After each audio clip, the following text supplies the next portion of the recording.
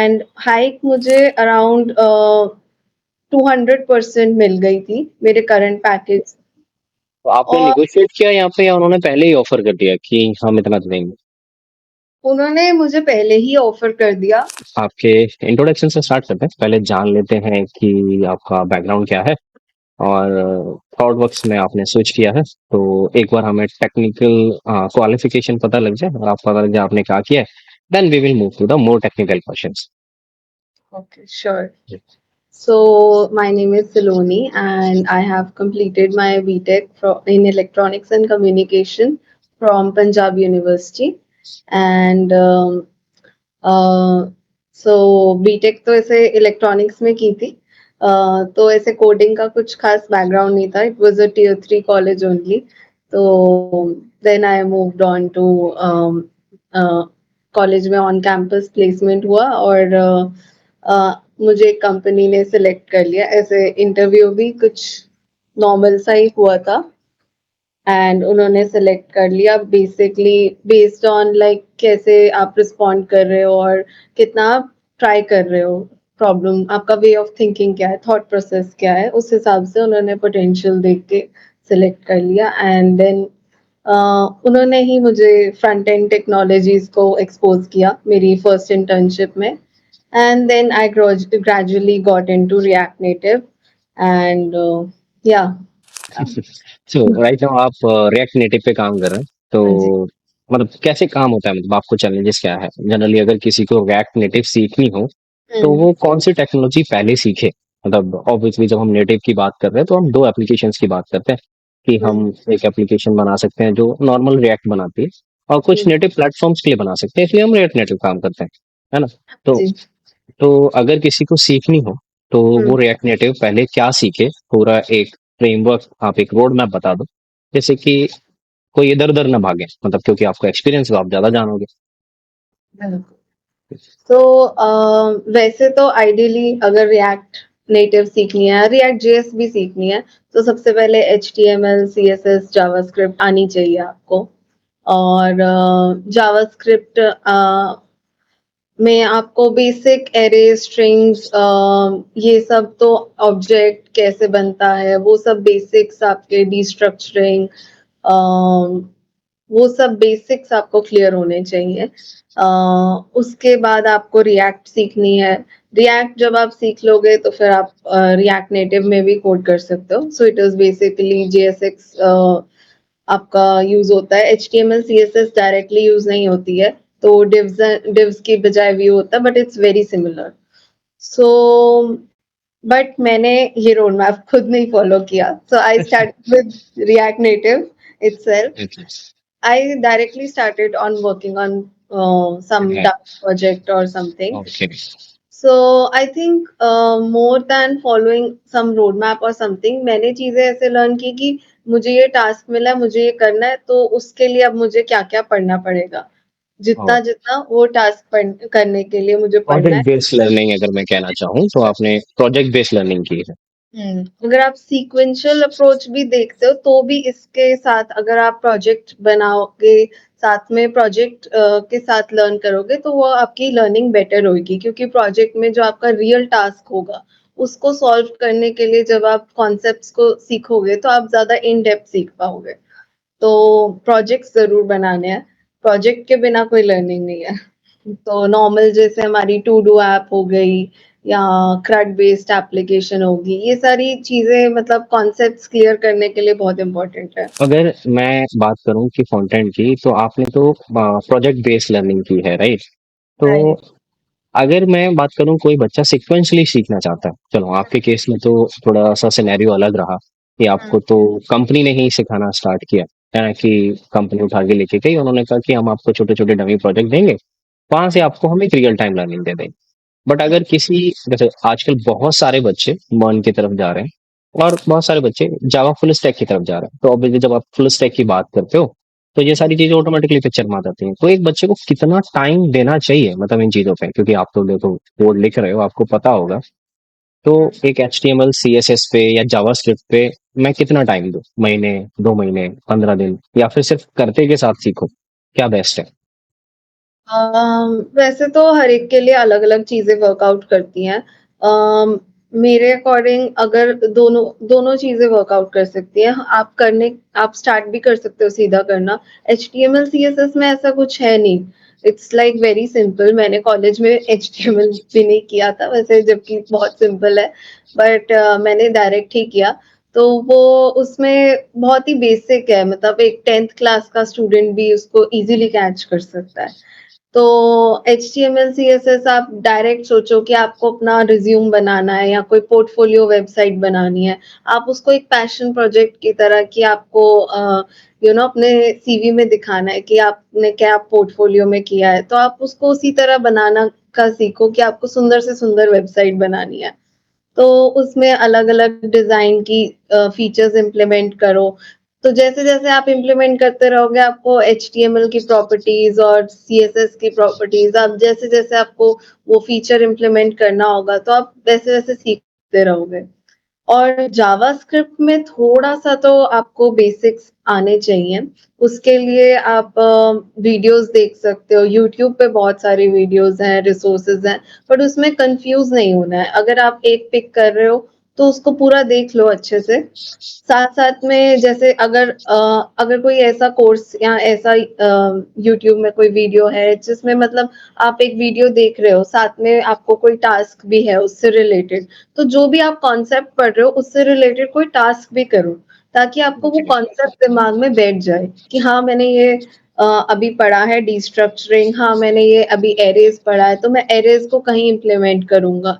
CRUD operations मैं कहीं तो रिडक्स पढ़ा है, रिडक्स का कुछ एक ऐप बना के देखूँगा। तो उस तरीके से अगर आप अप्रोच करोगे तो आप भूलते नहीं जाओगे, क्योंकि नहीं तो आप करते जाओगे, कोर्स करते जाओगे and then in the end आपको लगेगा कि कुछ मुझे आता ही नहीं तब भी। मतलब आप जनरली फोकस कर रहे हो कि सिक्वेंशियल अप्रोच ठीक है अपनी जगह पे, लेकिन हाँ। मैं प्रोजेक्ट वाइज लर्निंग अगर करूँ तो मुझे ज्यादा फायदा होगा। मतलब हाँ, मतलब एचटीएमएल सीएसएस छोड़ दो, वो तो कर लेंगे, मतलब हम टाइम रहते रहते जैसे हम बनाएंगे। पर जावास्क्रिप्ट को थोड़ा सा कर लो क्योंकि वो बेस है, और हुँ, बाकी का प्रोजेक्ट के साथ अपना करते जाओ। मतलब ऐसा रुकने की जरूरत नहीं है कि जब मैं पूरा सीख लूंगा तब हुँ। जाके मैं करूंगा, है ना? वो गलत आऊँगा। है। सीक्वेंशियल आप कर रहे हो, सीक्वेंशियल करो, टॉपिक्स एक-एक करके करो। तो वो टॉपिक के साथ ही आप अपनी डेवलपमेंट स्टार्ट कर दो। नहीं तो फिर आपको पूरा करने के बाद भी इतना कॉन्फिडेंस नहीं आएगा कि आप स्टार्ट कर सकते हो। Okay, okay, okay. तो अभी हमने ये चीज़ जानी कि कैसे कोई सीखेगा और किस तरीके से उसे सीखना चाहिए। अब बात हुँ, करते हैं कि अभी आप जब काम कर रहे हो, आपको ओवरऑल 3 साल तक का एक्सपीरियंस हो गया है ना? हुँ, तो जब अभी आप जॉब स्विच किया आपने, तो वहाँ आपको लगता है कि जैसे अभी आपने थॉटवर्क्स में स्विच किया है, हुँ, तो हुँ। इस लेवल तक की कंपनीज़ में मुझे as an front end developer मतलब आना चाहिए मुझे डीएसए, या फिर मेरा बिना डीएसए के काम हो जाएगा? Okay. I think DSA is something which is good to have. But it's not necessary कि अगर आपने डीएसए नहीं किया है तो आप इंटरव्यूज में बैठोगे ही नहीं, आप ट्राई ही हुँ, नहीं करोगे। वो चीज़ आप मत करो। DSA is good to have. आपके पास टाइम है, आप कॉलेज में हो, तो वो सीखना चाहिए। मैंने नहीं सीखा, बट हुँ। और मेरे को अभी तक भी नहीं इतना आता। पर एक जो बेसिक अगर आप ट्री, हैश वो सब में भी इतना नहीं जाना चाहते, तो एक बेसिक लेवल का डीएसए भी I don't middle know level तक का होता लिंक्स है। टाइप के वो आप सीख सकते हो। तो बाकी इन थॉटवर्क्स मेरे को एज सच डीएसए से कुछ ऐसे पूछा नहीं स्पेसिफिक। नॉर्मल जावास्क्रिप्ट क्वेश्चंस पूछे थे, सिनेरियो बेस्ड क्वेश्चंस पूछे थे, रिएक्ट नेटिव में हुँ, हुँ। कोड लिखवाया था। ऐसे कुछ स्पेसिफिक डीएसए से कुछ नहीं पूछा, आउटपुट बेस्ड क्वेश्चंस पूछे थे। मेन आपका जो टेक स्टैक है, वो आपको डेवलपमेंट वाइज क्लियर होना ज़्यादा ज़रूरी है रादर देन डीएसए, क्योंकि उसके बिना तो कोई लेगा ही नहीं, because mostly people would want you to start with the development. Development. या and in service based companies तो वैसे भी they want just a person who is eager to learn, who has done some projects and who has some experience and who is ready to start with the development. Okay, So तो even आप in these companies, hmm, I can say DSA is very crucial because मुझसे भी interviews में पूछे थे questions, मैंने product based के भी इंटरव्यूज दिए थे, तो डीएसए के कारण in the further rounds I used to get disqualified या मतलब आप कह रहे हो कि अगर कुछ कंपनीज़ के ऊपर डिपेंड करता है। अगर मुझे एक हम्म टॉप क्रीम लेयर टारगेट करनी है, तो मुझे करना पड़ेगा। अगर मुझे right, एक एक सर्टेन लेवल पे कोई कंपनी टारगेट करनी है, तो हो सकता है हम्म कि बहुत सारी कंपनीज़ में ना पूछा जाए। मतलब ऐसा नहीं है कि मुझे डीएसए नहीं आता तो मैं बैठ नहीं इंटरव्यू छोड़ दूँ। हाँ, अगर मैं हाँ सीख लूँगा तो ऑब्वियसली वो मुझे एक एज देगा, क्योंकि ऑब्वियसली फ्रंट-एंड डेवलपर ज़्यादातर इग्नोर करते हैं डीएसए करना, क्योंकि उन्हें नहीं पसंद होता है, क्योंकि मोस्टली हम्म कंपनी नहीं पूछती है। तो कर लो तो हम्म ज़्यादा बेटर है, ना करो तो इंटरव्यू तो एटलीस्ट कर ही लो, क्योंकि कोई ना कोई कंपनी आपके स्किल के बेसिस पे आपको ले ही लेगी। हाँ ले सकती है, मोस्टली सर्विस बेस्ड कंपनीज मेरे एक्सपीरियंस में नहीं पूछती इतना डीएसए। ओके, मतलब रिक्वायरमेंट नहीं है सर्विस बेस्ड कंपनी में, आप ये कह रहे हो। तो बस अपना डेवलपमेंट बढ़िया से करो, आप जो भी कर रहे हो। आप जावा फुल स्टैक कर रहे हो तो वो बढ़िया से करो, बट हाँ, ये मैंने थोड़ा गलत बोल दिया। जावा फुल स्टैक में तो आपको डीएसए पूछेंगे ही पूछेंगे। मतलब आप डेडिकेटेडली मन कर वो फ्रंट एंड कर रहे हो, तो आप कह सकते हो कि हाँ भाई, थोड़ा डीएसए को होल्ड पे लगा सकते हो। हम्म ओके, जब मैं बच्चों से क्वेश्चंस ले रहा था कि मैं क्या क्वेश्चन पूछूं, तो ये कुछ क्वेश्चंस थे कि मान लो कि अभी आप एक फ्रेशर, मतलब अभी आपने बहुत सारी गलतियां कर ली, आपको पता चल गया कि मैंने क्या क्या जो नहीं किया वो मुझे करना चाहिए, है ना? और हम्म जो मैंने किया है वो मुझे नहीं करना चाहिए था। तो अभी एक जो बच्चा है जो फ्रेशर है, या फिर जो सीखने का इच्छा रखता है, या फिर वो कॉलेज से पास आउट होने वाला है, वो एज एन डेवलपर माइंडसेट कैसे रखे, और अपने आप को ऐसे क्या प्रोजेक्ट्स बनाए, ऐसी क्या स्किल सीखे जो अपने रिज्यूमे को थोड़ा सा स्टैंड आउट करवाए बाकी रिज्यूमे से। क्योंकि जब आप यूट्यूब वीडियोस पे देखोगे तो सबके सब वही कोई क्लोन ऐप बना रहा होगा, कोई नेटफ्लिक्स क्लोन बना रहा होगा, यही सब चल रहा होगा। तो हम्म कोई बच्चा अपने आप को कैसे एक डेवलपर माइंडसेट में डाले, और कैसे हम्म। अपने आप को थोड़ा सा स्टैंड आउट फील करवाए, और उसका रिज्यूमे अलग से चमके कि हाँ, इस बच्चे ने कुछ काम किया। तो आई थिंक अगर एक फ्रेशर है या कॉलेज में जस्ट वो मतलब सीखने की इच्छा रखता है, तो वो बहुत इजीली डायरेक्ट एक, जैसे मुझे यहाँ पे 3 साल लगे एक अच्छी कंपनी में जाने में, वो डायरेक्ट एक अच्छी कंपनी में जा सकता है इवन दो अगर उसका कॉलेज में प्लेसमेंट्स अच्छी नहीं है तो।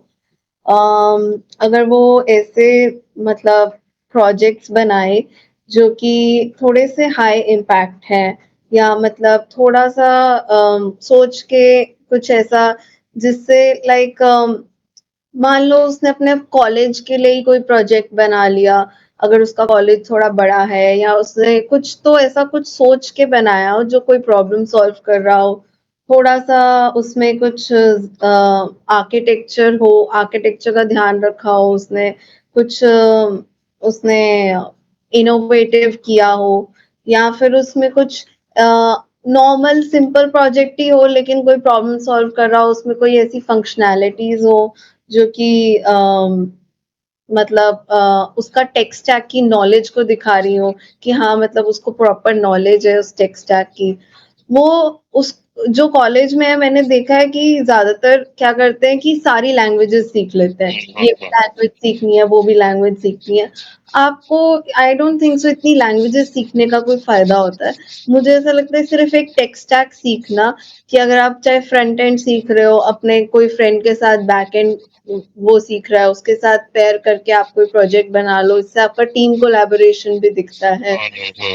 मतलब कोई एक टेक स्टैक पकड़ लो, अगर आपको फुल स्टैक सीखना है तो फुल स्टैक भी सीख सकते हो, वो भी आप सिर्फ एक जावास्क्रिप्ट से पूरे फुल स्टैक सीख सकते हो। तो एक टेक स्टैक सीख लो। डीएस से आपके पास टाइम बहुत ज्यादा है तो डीएस से भी साथ में कर सकते हो। आप हार्ड वर्किंग हो, आप रोज के 2-3 प्रॉब्लम्स निकाल सकते हो। तो अगर बस टाइम है तो डीएस से भी करो, पर टेक स्टैक सबसे इम्पोर्टेंट है, और उससे रिलेटेड प्रोजेक्ट्स सबसे इम्पोर्टेंट है, कि मतलब उसमें कुछ ऐसा दिखाओ कि आपने किसी वे में यूजर एक्सपीरियंस एनहांस किया हो, परफॉर्मेंस एफिशिएंसी बढ़ाई हो उस प्रोजेक्ट की।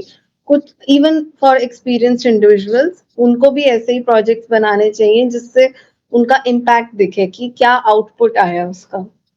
क्योंकि हम ये नहीं देख सकते एज रिज्यूमे कि हम सिर्फ लिंक पे जाके मतलब हम्म पता लगना चाहिए कि आपने उसमें क्या ऐसा ऐड किया कि जिससे कुछ तो एनहांस हुआ है, यूज़र एक्सपीरियंस या टाइम एफिशिएंसी कुछ तो हुआ है।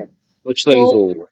हुँ, अच्छा, तो मतलब वही है, अगर मैं इसको पूरा कंक्लूड करना चाहूँ हाँ कि जी। अगर एज एन स्टूडेंट बना रहे हैं इस प्रोजेक्ट को, तो कुछ एक यूनिक ऐसा प्रोजेक्ट बनाओ जो कुछ रियल टाइम प्रॉब्लम सॉल्व कर रहा, और हाँ जी। जिसमें आपको उसका थॉरली इन एंड आउट पता हो कि हुँ, क्या मैंने कहाँ चीजें लिखा है। अगर मुझसे कोई कुछ पूछ ले तो मुझे हुँ, पता हो। अगर एक्सपीरियंस डेवलपर ये बनाना चाहते हैं जिनको 1-2 साल का एक्सपीरियंस है, तो अपने रिज्यूमे में उस प्रोजेक्ट में से वो चीजें लिखो जो आपने वहां पे इम्प्रूव की हो, जो हुँ, प्रोजेक्ट की एफिशिएंसी बढ़ा रही हो, वो आपका काम दिखाती हो, राइट।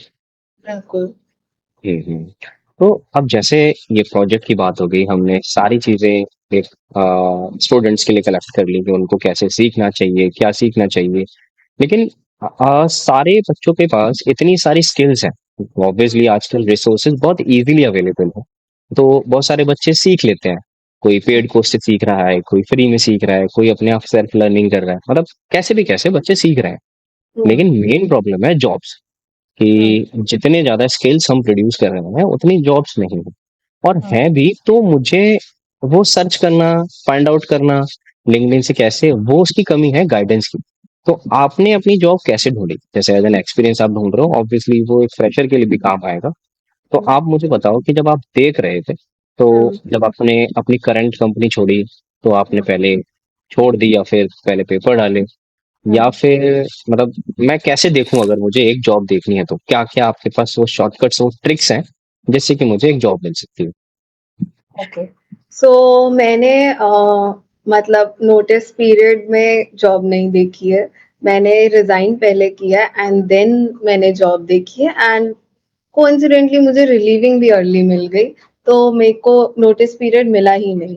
तो मेरे पास उस वक़्त काफ़ी प्रेशर था जॉब ढूँढने का क्योंकि आई वाज़ जॉबलेस। तो आई थिंक इससे पहले भी मैंने जॉब सर्च की थी पर वो मेरे को डायरेक्ट रेफरल के थ्रू मिल गई थी, तब मेरा एक्सपीरियंस भी कम था, तो ज़्यादा एक्सपेक्टेशन भी नहीं थी और डायरेक्ट मेरे फ्रेंड ने जस्ट रेफर किया, वो एक स्मॉल स्टार्टअप था, उन्हें ठीक लगा, उन्होंने रख लिया। बट अब जब 2 साल का एक्सपीरियंस आपको हो जाता है या 2 ढाई साल का हो जाता है और 3 इयर्स भी मेरा नहीं काउंट होता, वैसे मेरे को 3 इयर्स का है बट देन वो काउंट नहीं होता due to some internship experience and all. Okay. So 2.5 years के एक्सपीरियंस पे या एज़ अ फ्रेशर भी जब आपको बिल्कुल ही एक्सपीरियंस नहीं है, तो भी आपको जॉब ढूँढना थोड़ा मुश्किल होता है क्योंकि आपको एक्सपीरियंस्ड इंडिविजुअल्स के लिए तो फिर भी आसान है, क्योंकि एक्सपीरियंस की डिमांड है। तो ऑब्वियसली कोई भी एज़ अ फ्रेशर या इवन 1-2 साल एक्सपीरियंस तक वो यही सोचते हैं कि इनको अभी थोड़ा गाइड करना पड़ेगा। इनको अभी हमें मतलब तो क्योंकि उस लेवल पे बहुत सारे लोग हैं। हम्म। तो अब जब ऐसे आप जॉब ढूँढ रहे हो, तो सबसे ज़्यादा इम्पोर्टेंट है कि आपके नौकरी और लॉ लिंक्डइन प्रोफ़ाइल बहुत ज़्यादा स्ट्रॉन्ग हो। नौकरी की प्रोफ़ाइल से मुझे जो बेनिफिट हुआ है वो इंटरव्यू कॉल्स आती हैं उससे, अगर आप एक अच्छी प्रोफ़ाइल बनाओ। यहाँ तक कि मैंने एक स्मॉल चीज़ नोटिस की थी, it's not a hack but हाँ, मैं चंडीगढ़ से बिलॉन्ग करती हूँ, तो मैंने क्या किया पहले चंडीगढ़ लोकेशन ही डाली थी, पर मैं ओपन थी गुड़गाँव लोकेशन पे जॉब्स के लिए, तो मैंने अपनी करंट लोकेशन नौकरी में गुड़गाँव अपडेट कर दी एंड उसके बाद मैंने कॉल्स मुझे ज़्यादा कॉल्स आई, मैंने ये नोटिस किया। क्योंकि रिक्रूटर्स सब चीज़ें देखते हैं। अगर उन्हें ऐसा लग रहा है कि हाँ, ये पर्सन ऑलरेडी गुड़गाँव में है और कंपनी ज़्यादातर गुड़गाँव में है, तो वो मतलब देखेंगे कि हाँ, मैं इस कैंडिडेट को अप्रोच करूँ। रिलोकेशन पैसा ना देना कंपनी को। हुँ। रिलोकेशन पे ना देना पड़े या मतलब वो हेज़िडेंट ना हो कि वो हम्म। रिलोकेट करने के लिए। इवन और भी चीज़ें हैं आपका रिज़्यूम कैसा है, उसमें प्रोजेक्ट्स की तो बात हो ही गई है कि प्रोजेक्ट्स आप कैसे डाल रहे हो, उसको शोकेस करना है आपको रिज़्यूम में। कोशिश करो कि अगर कोई प्रोजेक्ट आप चाहे खुद से बना रहे हो या कंपनी का है, लाइव ऐप्स के लिंक्स डालोगे तो उनके लिए भी ईज़ी होगा देखना। तो इवन लिंक्डइन प्रोफाइल आपकी जितनी ज़्यादा एक्टिव और अच्छी होगी, उससे क्या होगा, अगर आप किसी से रेफरल भी माँगोगे ना, अगर आप किसी को किसी कंपनी के एम्प्लॉयी को अप्रोच करते हो, किसी मैनेजर को अप्रोच करते हो कि मुझे रेफर कर दे, उससे आपकी क्रेडिबिलिटी बढ़ेगी। आप अपनी लिंक्डइन प्रोफाइल पे रेगुलरली पोस्ट कर रहे हो कोई चीज़ें, आप अपने टेक स्टैक से रिलेटेड पोस्ट कर रहे हो, आप कुछ अपना जो भी प्रोजेक्ट कर रहे हो, लर्निंग कर रहे हो, वो पोस्ट कर रहे हो, तो उससे एक ट्रस्ट बिल्ड होता है कि हाँ, ये पर्सन जेन्युइनली मैं इसको रेफर कर सकता हूँ। ऐसा नहीं होगा मैंने इसको रेफर किया और बाद में कंपनी बोलेगी क्या कैंडिडेट भी रेफर कर दिया। मुझे तो लगता है कि जो लिंक्डइन पे इजी अप्लाई वाला बटन है वो काम करता है, क्योंकि मुझे तो नहीं लगता कि वो किसी काम का है। वो तो मैंने भी इजी अप्लाई बहुत किया था क्योंकि इट्स वेरी टेम्पटिंग कि हाँ चलो, एक जल्दी से कर दो। कंपनी की पोस्ट आई है, इजी अप्लाई कर दो। तो एक्चुअल में वो काम नहीं करता। मुझे ऐसा लगता है कि शायद कोई कंपनीज वैसे ही पोस्ट डाल देती है जॉब मार्केट देखने के लिए, या पता नहीं क्या करते हैं, पर मुझे कॉल्स नहीं आती इजी अप्लाई से। ओके। मतलब मुझे नहीं आई थी मेरे एक्सपीरियंस में। बहुत ही कम, पता नहीं, मैं आइडेंटिफाई नहीं कर पाई अगर मुझे कोई इजी अप्लाई के बटन से कॉल आई हो। मुझे मोस्टली नौकरी के थ्रू ही आई है कॉल्स तो। और नौकरी में आप मेंबरशिप वगैरह भी ले सकते हो, बट अगेन वो टैक्टिक्स हैं, पर मतलब हाँ, पर बिना मेंबरशिप के भी आप कर सकते हो। ओके, तो तो मतलब आप कह रहे हो कि नौकरी ज्यादा फायदेमंद करता है। हाँ, लिंक्डइन से ऑब्वियसली मैं रेफर के थ्रू रीच कर सकता हूँ कि मैं कहीं हाँ, पे करियर पे या साइट पे अगर देख लूँ मैं ओपनिंग, तो वहां जाके लिंक्डइन से पूछ सकता हूँ, है ना? या लाइक फिर तो मैं डायरेक्ट कंपनी के पेज से अप्लाई करूँ, या फिर मैं रेफर के थ्रू अप्लाई करूँ कि किसी से पूछ दूं वहां जाके कि भाई आप मुझे रेफर कर दो, तो वो मेरे लिए ज्यादा बेनिफिट है। नहीं तो फिर नौकरी या फिर अदर प्लेटफॉर्म्स। जैसे आप सर्च कर रहे हो, ये मत सर्च करो, लिंक्डइन पे मत सर्च करो जॉब ओपनिंग्स का, आप डायरेक्ट गूगल पे सर्च करो। क्योंकि गूगल आपको पूरा एग्रीगेटेड रिजल्ट देता है, चाहे वो लिंक्डइन में ओपनिंग निकली हो, नौकरी में निकली हो। अब मुझे पता चला इंस्टा हायर भी कुछ है, और भी कहीं हम्म। ऐसी इतनी सारी साइट्स हैं कि हम ट्रैक ही नहीं कर सकते, हम सब पे कर भी नहीं अलग कर अलग सकते। सर्च कर सकते हैं। तो आप सीधा हम्म। गूगल पे करो, जहाँ पे आपको अपनी पोस्ट की ओपनिंग्स मिल रही हैं, आप देखो, रिक्रूटर का कांटेक्ट देखो, रिक्रूटर को लिंक्डइन पे सर्च करके अप्रोच करो, और अगर आपकी प्रोफाइल अच्छी होगी तो रिक्रूटर आपको रिप्लाई दे देगी या ओके। रेफर देगी, रिक्रूटर या फिर उस कंपनी के कोई भी एम्प्लॉय को भी कर सकते हो जो कि एक अच्छी पोजीशन में है, मैनेजर पोजीशन पे है या कोई भी। तो इसके थ्रू को लिंक्डइन से फायदा हो सकता है। I think LinkedIn is very helpful job search, but not the conventional way, easy apply वाला नहीं। Okay. Even okay. Easy apply को छोड़े, डायरेक्ट भी अगर आप अप्लाई करो लिंक्डइन के थ्रू, तो इतना कोई, मतलब अप्लाई आप करते हो कोई बड़ी कंपनी में, वो एप्लीकेशन प्रोसेस होने में इतना टाइम लग जाता है कि आपका उतने में मूड ही बदल जाएगा उस कंपनी में हाँ, जाने हाँ, का। हाँ। बहुत टाइम ले लेती हैं तो कंपनियां। हम्म, हम्म। तो क्योंकि ये आप मैंने भी थॉट हाँ, हाँ, बोलो बोलो। मैंने भी थॉटवर्क्स के लिए लिंक्डइन पे ही मैंने जस्ट ऐसे सर्च किया था कि कई एम्प्लॉयज क्या होता है, उनको बोला होता है कि वो लिंक्डइन पे पोस्ट डालें अपनी कंपनी में कोई भी ओपनिंग्स होती है। तो हम्म। लिंक्डइन पे पोस्ट में भी आप सर्च कर सकते हो, पोस्ट सेलेक्ट करके कि अपनी टेक स्टैक को मेंशन करके कि इसकी कोई ओपनिंग है, एंड देन उसमें काफी कंपनीज के एम्प्लॉयज ने या रिक्रूटर्स ने पोस्ट डाली होती है, उनको आप डायरेक्ट मैसेज करके रेफरल ले सकते हो। मैंने यही किया था थॉटवर्क्स के लिए, एंड देन समबडी रेफर्ड मी और मेरा प्रोसेस काफी जल्दी हो गया था उस रेफरल के थ्रू। तो यानी कि आप दैट कह रहे हो कि रेफर इज काम करता है, मतलब अगर कोई रेफर कर दे तो कॉल आती है। हाँ, ओके। क्योंकि रेफरल इज अगर आप डायरेक्ट कर रहे हो तो ऐसे डायरेक्ट एप्लीकेशंस तो बहुत सारे आ रहे हैं, रिक्रूटर को नहीं पता किसको देखे।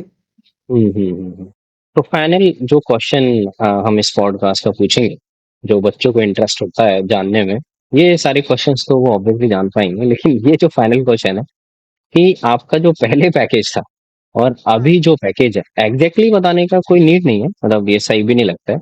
आप एक हाँ, अमाउंट ऑफ ग्रोथ बता दो कि मुझे इतना हाइक मिला, कि एक्स अमाउंट मेरा पैकेज था पहले, मतलब वो हाँ, एग्जैक्टली नहीं कि ये मेरा पैकेज था और मुझे हाँ, इतने परसेंट की हाइक मिली है, मतलब या तो वो हाइक आपको 2-4 ऑफर से मिली कि पहले एक था फिर मैंने एक काउंटर दिया, या फिर डायरेक्ट आपको इतनी हाइक मिल गई आपको ज़्यादा काउंटर लगाने की या फिर कोई काउंटर लगाने की ज़रूरत ही नहीं पड़ी?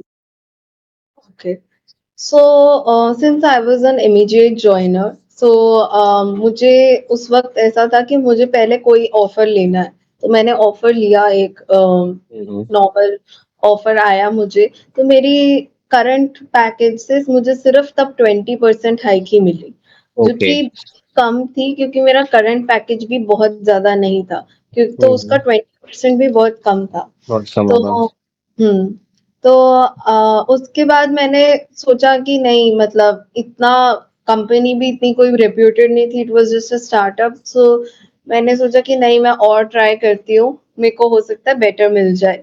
हाँ, हुँ, थोड़ा प्रेशर ज़्यादा था कि गैप ज़्यादा ना आ जाए या कुछ हो जाए। तो फिर मैंने जब लिंक्डइन के थ्रू, क्योंकि ये तो नौकरी से आपको कॉल्स जो आती हैं वो मोस्टली स्टार्टअप्स की आती स्टार्टर्स हैं। आती हैं। प्रोडक्ट बेस्ड कंपनीज की भी मुझे आई हैं, एफएनपी हो गई, कार्स 24 होगी, आती है, प्रोडक्ट बेस्ड कंपनीज की भी आती है। बट उनमें क्योंकि डीएस से था तो मैं थोड़ा थर्ड फोर्थ राउंड में जाकर क्रैक नहीं कर पा रही थी उसको। हुँ, हुँ। तो उसके बाद मैंने जब लिंक्डइन से डायरेक्ट अप्रोच किया, मुझे समझ में आ गया था कि मुझे शायद थोड़ा बड़ी सर्विस बेस्ड कंपनीज को मैं टारगेट कर सकती हूँ, जो थोड़ा अच्छा पैकेज मुझे दे सकती हैं। हुँ, तो हुँ। मैंने जब लिंक्डइन से अप्रोच किया तो मुझे मिली, एंड हाइक मुझे अराउंड 200% मिल गई थी मेरे करंट पैकेज। तो आपने और नेगोशिएट किया यहाँ पे या उन्होंने पहले ही ऑफर कर दिया कि हम इतना देंगे? उन्होंने मुझे पहले ही ऑफर कर दिया, मतलब मैंने उन्हें बताया था बस कि मेरे पास ऑफर है, पर मैंने उनको ऐसे अमाउंट नहीं बताई थी। और ओके। इनिशियली मुझे ऐसा लगता है कि जब आपको एचआर पहले पूछती है कॉल लेकर, इंटरव्यू से हुँ, भी पहले, कि आपकी एक्सपेक्टेशन क्या है, तो हुँ, हुँ। आपको एक फिक्स्ड अमाउंट नहीं बतानी चाहिए मेरे हिसाब से। आपको बस बोल देना चाहिए कि you can go with the company standards, क्योंकि इवेंचुअली वो उतना ही देंगे जितना उनका हाँ, बजट। पहले से इतना है ये बोल रहे हैं कि पैकेज लेने के लिए ज़्यादा, तो हाँ, इट्स नॉट ये गो विद तो द मतलब हाँ, बहुत ही लालची लग रहे हैं, हमने ऑफर दे दिया फिर ये इधर-उधर के क्रॉस कर हाँ, लेंगे। अब कभी मुझसे इतना माँग रहा है, फिर हो सकता है किसी और कंपनी का ऑफर लाके मेरे ऑफर के ऊपर दिखाए, तो वो थोड़ा सही नहीं रहता। मतलब कंपनी का स्टैंडर्ड हाँ, बोलो वो थोड़ा सेफर साइड रहता है कि कंपनी का अगर ज़्यादा होगा तो हो सकता है कि मैंने जो माँगने की इच्छा रखी है उससे ज़्यादा मिल जाए। हाँ, तो क्योंकि मैं पहले बहुत सारे एचआर से बात कर चुकी थी, तो मैंने ये भी ग्रेजुअली मतलब रियलाइज़ किया कि मुझे यही स्टेटमेंट बोल देनी चाहिए। तो मैंने थॉटवर्क्स में भी ऐसे ही बोला था कि I can go with the company standards, और उन्होंने मुझे जो पैकेज दिया वो मुझे इवन कभी एचआर से डिस्कशन में इतना मुझे कोई नहीं दे रहा था। तो आई वेंट विद इट। सो मैंने ज़्यादा कुछ क्रॉस करने की कोशिश नहीं की क्योंकि मेरी जॉइनिंग भी एकदम थी। तो I thought it's a good decent offer and I joined ThoughtWorks. Hmm, ThoughtWorks अच्छी कंपनी है, like congratulation for cracking it. Yeah thank you. And thank you so much for joining Saloni and सारे questions के answer करने के लिए बहुत अच्छे से। Hmm, thank you so much and all the best for your new company. Thank you so much.